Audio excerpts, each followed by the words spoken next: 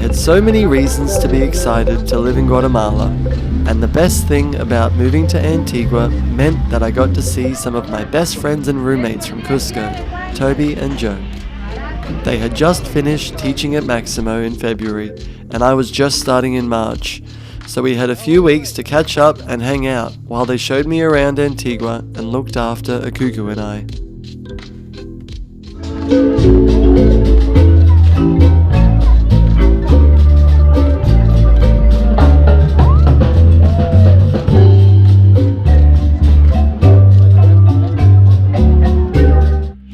I started teaching at Maximo Nivel, where we had a small but fun team, and there was even another Aussie, Xander, who was great for a chat.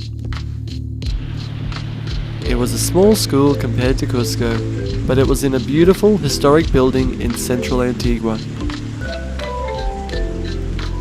I had some really amazing students there, and I really enjoyed teaching them. I worked the full 6 classes a day and went exploring with Ukuku in all of our free time. In 1543, Antigua became the 3rd capital city that the Spanish established in Guatemala, and it became a major center for Spanish colonial administration in the Americas until 1773. There was a series of earthquakes in 1773 that caused significant destruction and led to the relocation of the capital to its current location, now known as Guatemala City. Maximo Nivel found me a lovely local family to host me for a few nights, who fed me well and were so warm and welcoming. Then I found a room for rent off Facebook, and I moved in with a young American lady, Rosa, who was a bit wild but plenty of fun. You like living here?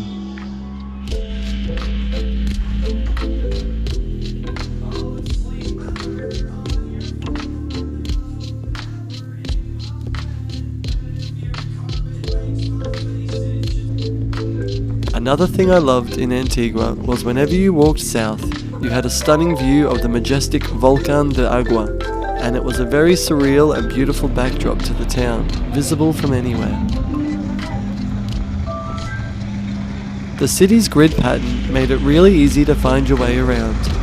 It was also a small town with only around 60,000 people, and everything was close enough that Ukuku and I walked everywhere.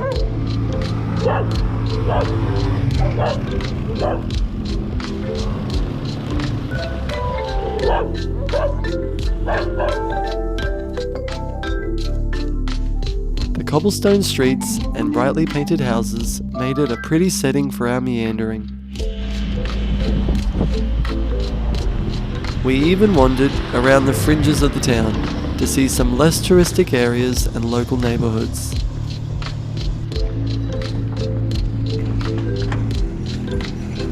There were plenty of beautiful ruins and churches to explore, all built in the mid to late 1500s, and even though most are in ruins from quakes, some still have underground crypts intact of early bishops and Spanish soldiers.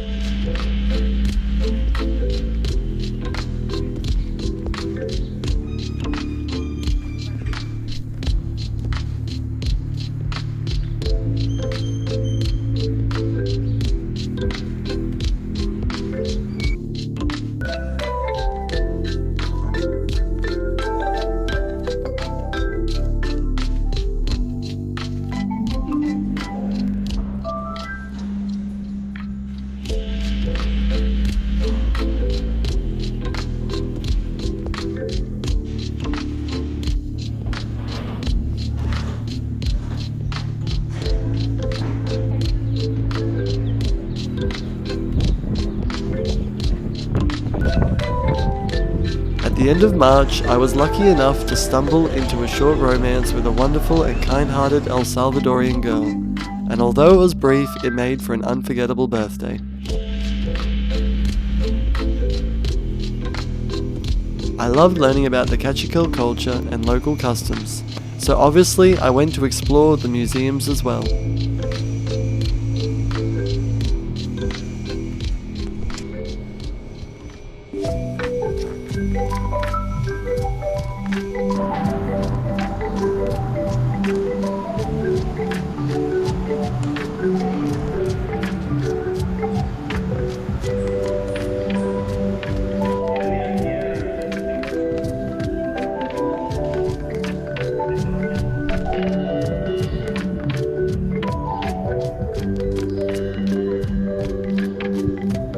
museum had so many artifacts, timelines and relics from the Mayan peoples, and more specifically, the local Cachiquel culture.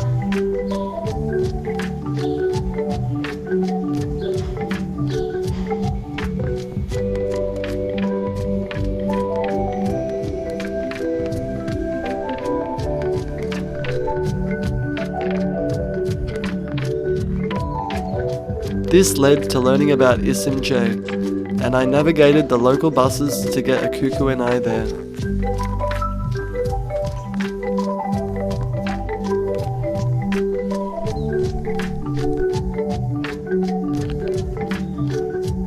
Founded around 1470, Iximche served as the capital of the Cachiquel Maya kingdom.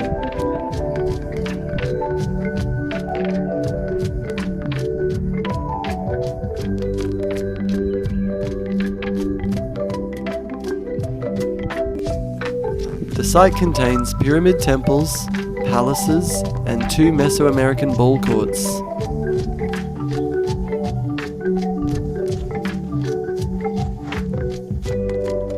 And archaeologists also found evidence of human sacrifices at Iximche.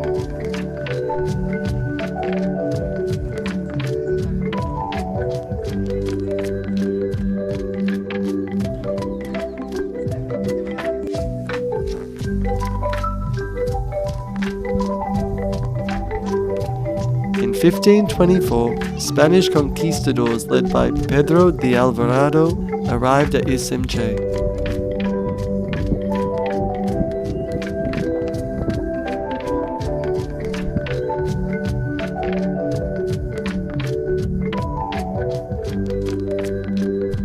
Establishing it as the first capital of Guatemala.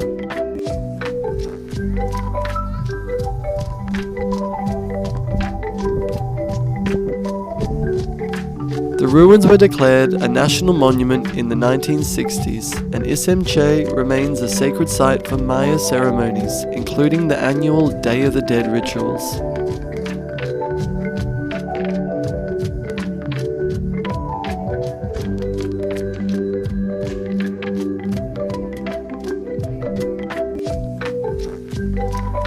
The city was organized around 4 main plazas, each associated with one of the main Cachiquel clans, reflecting the societal structure.